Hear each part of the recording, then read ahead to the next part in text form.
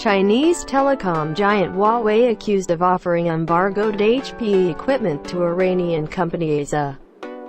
Communications manufacturing giant Huawei is once again in hot water over allegedly playing loose with trade sanctions.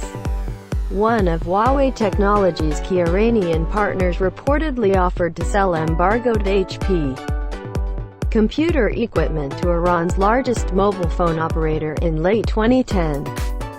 According to documents unearthed by Reuters, Huawei, which overtook Ericsson in August to become the world's largest telecommunications maker, said that neither it nor its Iranian partner, a private company registered in Hong Kong, went through with a deal, which would have provided Mobile Telecommunication Co. of Iran (MCI) with at least €1.3 billion worth of equipment.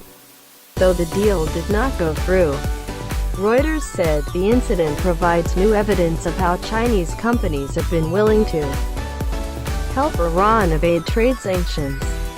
At the beginning of 2012, U.S. lawmakers pushed the U.S. State Department to investigate Huawei's reported sale of mobile phone tracking equipment to Iranian mobile phone operators, saying the Chinese company appears to facilitate the Iranian government's restriction of the speech of the Iranian people and the free flow of unbiased information in Iran. Then in October, Huawei was criticized by the U.S.